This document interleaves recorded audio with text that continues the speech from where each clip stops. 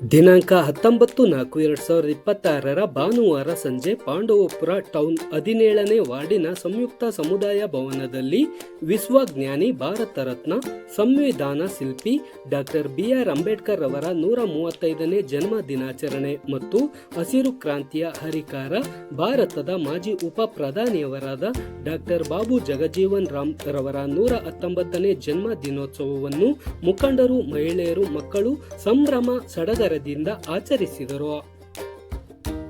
ಮೊದಲಿಗೆ ತೆರೆದ ವಾಹನದಲ್ಲಿ ಗಣ್ಯರ ಭಾವಚಿತ್ರಕ್ಕೆ ಬಲೂನ್ ಆರ್ಚಿನ ಅಲಂಕಾರ ಮಾಡಿಕೊಂಡು ಡೋಲು ಟಮಟೆ ಸದ್ದಿನೊಂದಿಗೆ ಗ್ರಾಮದ ಪ್ರಮುಖ ರಸ್ತೆಯಲ್ಲಿ ಮೆರವಣಿಗೆ ನಡೆಸಿ ಜೈಕಾರವನ್ನು ಮೊಳಗಿಸಿ ವೇದಿಕೆ ಕಾರ್ಯಕ್ರಮಕ್ಕೆ ಆಗಮಿಸಿದರು.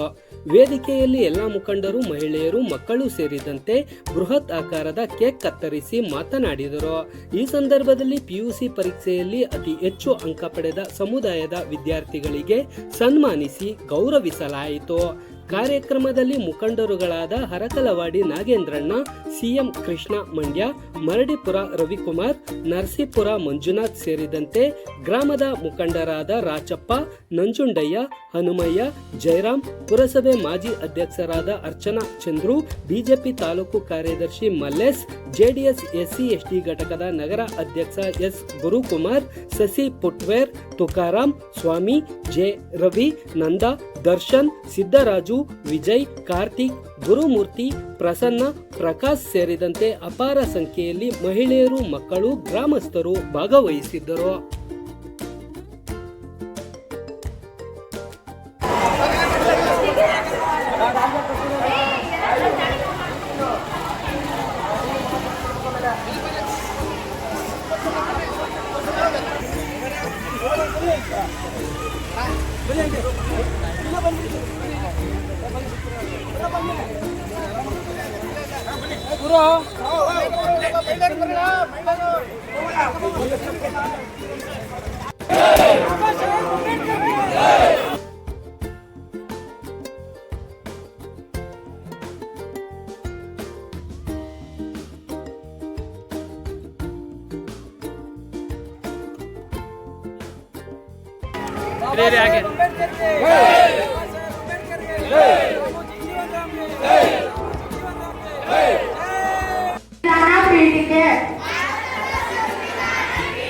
ಭಾರತದ ಪ್ರಜೆಗಳಾದ ನಾವು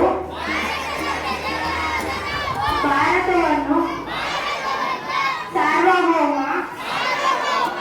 ಸಮಾಜವಾದಿ, ಜಾತ್ಯತೀತ, ಪ್ರಜಾಸತ್ತಾತ್ಮಕ ಗಣರಾಜ್ಯವನ್ನಾಗಿ ರೂಪಿಸುವುದಕ್ಕಾಗಿ ಭಾರತ ಎಲ್ಲ ಪ್ರಜೆಗಳಿಗೆ ಸಾಮಾಜಿಕ, ಆರ್ಥಿಕ ಮತ್ತು ರಾಜಕೀಯ ನ್ಯಾಯವನ್ನು ವಿಚಾರ, ಅಭಿವ್ಯಕ್ತಿ, ನಂಬಿಕೆ, ಧರ್ಮ ಮತ್ತು ಉಪನ್ಯಾಸ ಶಾಸನವನ್ನು ಸ್ಥಾನಮಾನ ಮತ್ತು ಅವಕಾಶಗಳನ್ನು ಸಮತೆಯನ್ನು ವ್ಯಕ್ತಿ ಗೌರವ, ದೇಶದ ಏಕತೆ, ಸಮತೆಗಾಗಿ ಎಲ್ಲರಲ್ಲಿ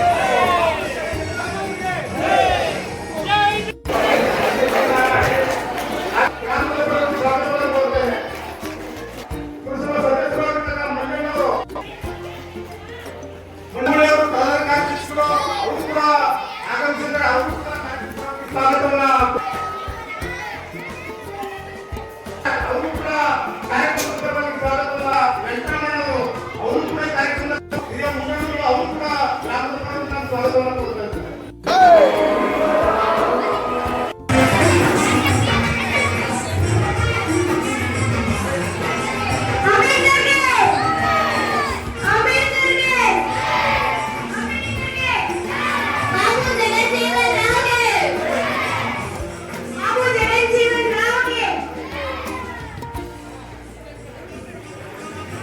ಬಾಬು ಜಗಜೀವನ್ ರಾಮ್ಗೆ, ಡಾಕ್ಟರ್ BR ಅಂಬೇಡ್ಕರ್ ಅವರಿಗೆ ಧನ್ಯವಾದಗಳು. ದಯಮಾಡಿ ಸ್ಟೇಜ್ ಮುಂದೆ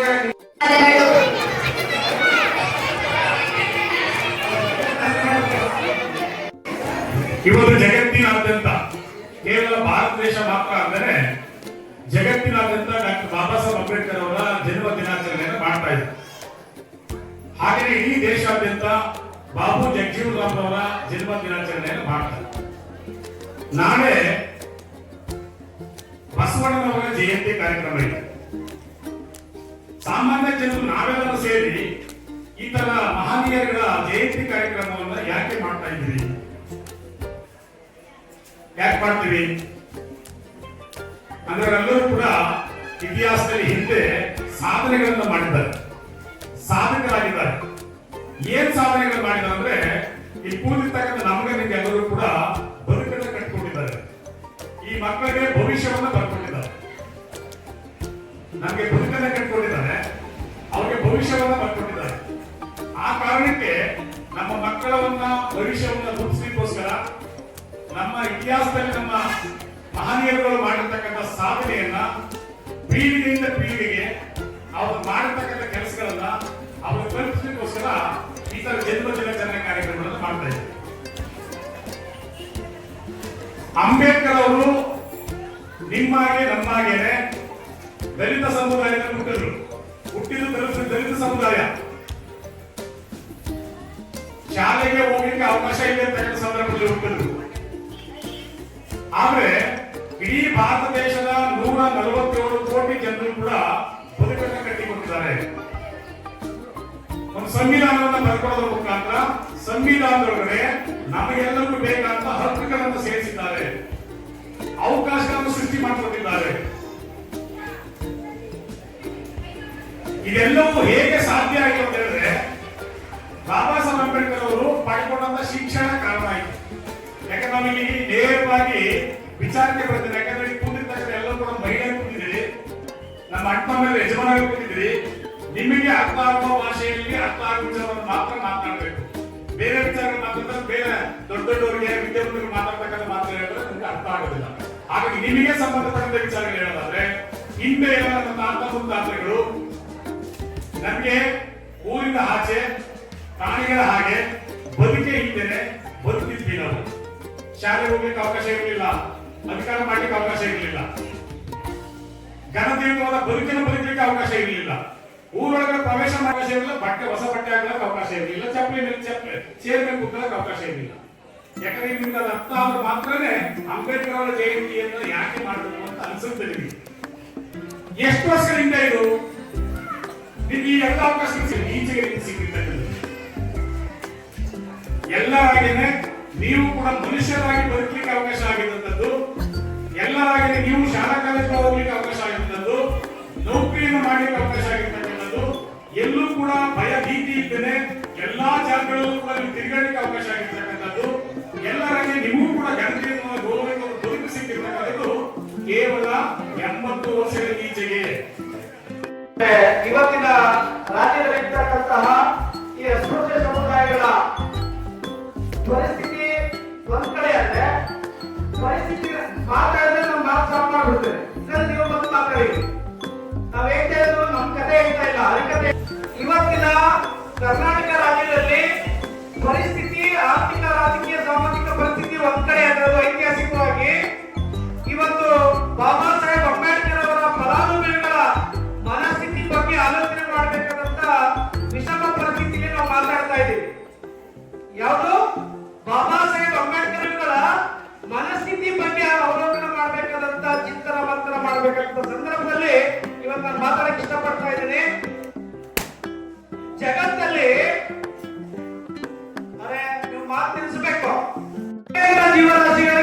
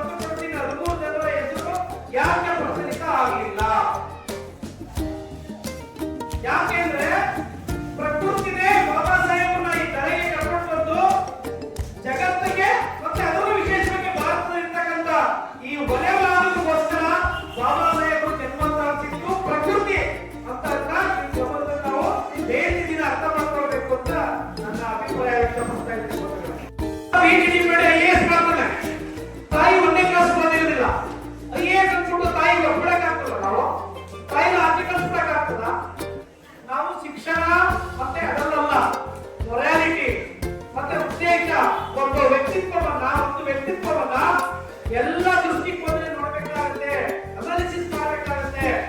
ಅದೇ ರೀತಿ ಬಾಬು ಜಗಜೀವನ್ ರಾಮ್ ಅವರು ನಿಜವಾದ ನಾಯಕತ್ವ ಯಾವತ್ತು ಹೊರಗೆ ಬಂತು ಅಂತಂದ್ರೆ 1975ರಲ್ಲಿ ಅದು ಹೊರಗೆ ಬಂತು. ತಿರಸ್ಕರಿಸಿ ಶೆಡ್ಯೂಲ್ಡ್ ಕ್ಯಾಸ್ಟ್ ಲೀಡರ್ ಆಗಿ ಇಡೀ ದೇಶದಲ್ಲಿ ಕಾಂಗ್ರೆಸ್ ಹುಟ್ಟುವುದರಿಂದ ಡಿಕ್ಟೇಟರ್ಶಿಪ್ ಲೀಡರ್ಶಿಪ್ ವಿರುದ್ಧ ಕಾಂಗ್ರೆಸ್ ಬಿಕ್ಕರಿಸಿದಂತ ಏಕೈಕ ಮಹಾ ರಾಜಕಾರಣಿ ಯಾರಾದ್ರೂ ಇದ್ರೆ that is one and only Babu Jagjivan Ram. ಇದಪ್ಪ ನಿಮಿಷ ಅದ. ಸೊ ಅದಾದ ನಂತರ 77ರಲ್ಲಿ ಕಾಂಗ್ರೆಸ್ ಫಾರ್ ಡೆಮಾಕ್ರಸಿ ಅವರನ್ನು ಉಲ್ಲೇಖ ಮಾಡಿದ್ರು. ಕಾಂಗ್ರೆಸ್ ಫಾರ್ ಡೆಮಾಕ್ರಸಿನ ಆಚೆ ಬಂದ್ರು.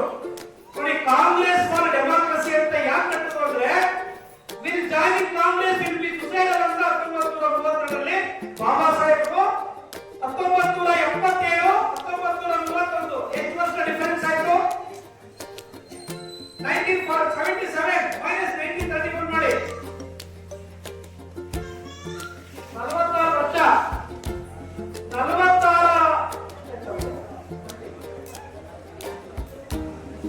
ಅರ್ಥ ಮಾಡ್ಕೊಳ್ಳೋಕೆ ಎಷ್ಟು ವರ್ಷ ಬೇಕಾಯ್ತು? 46 ವರ್ಷ. ಅಂದ್ರೆ ಜಗದೀಶ್ ಅಂಬೇಡ್ಕರ್ ಅಂತ. ಅಂಬೇಡ್ಕರ್ ಸಾಹೇಬರು ಅರ್ಥ ಮಾಡ್ಕೊಳ್ಳೋ ಪದ ಏನಲ್ಲ, ಬಾಬು ಜಗಜೀವನ್ ರಾಮ್ ಅಂತ ಒಂದು ಶ್ರೇಷ್ಠ ರಾಜಕಾರಣಿ ಇದೆ.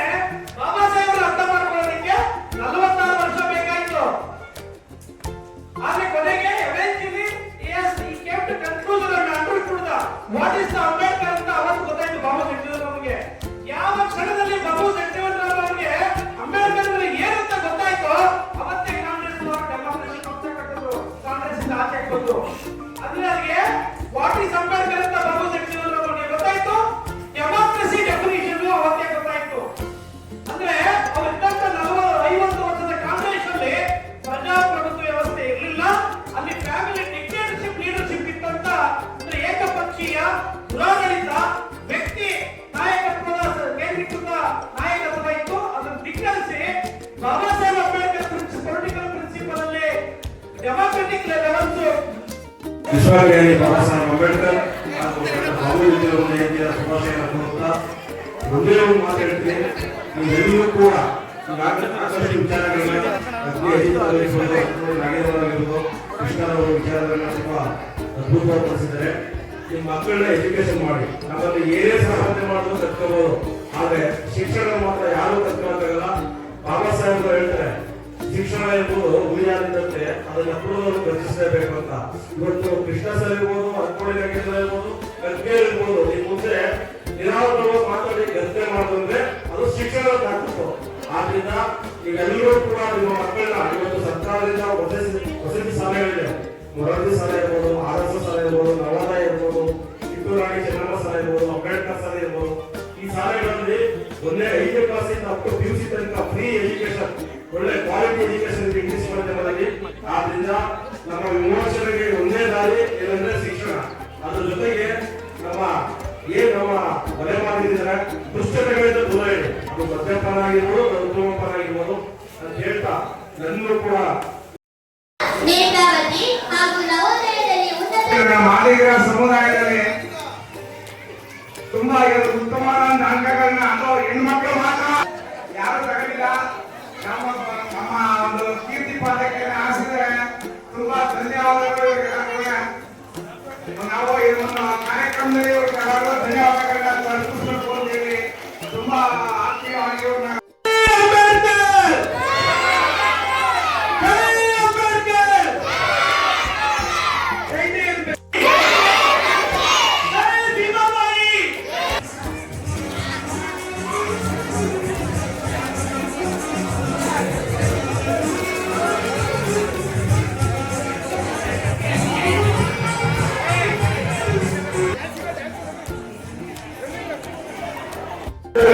ಭೀಮವಾದೆಯಲ್ಲ ಅಂಬೇಡ್ಕರ್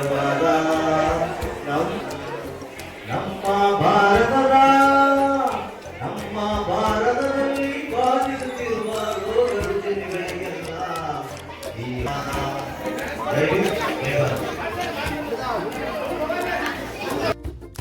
ಹಳ್ಳಿ ಷಡಕ್ಷರಿ ಸಂಗೀತ ಸಂಯೋಜನೆ ವಿದ್ವಾನ್ ಬಾಲಸುಬ್ರಹ್ಮಣ್ಯ ಶರ್ಮಾ.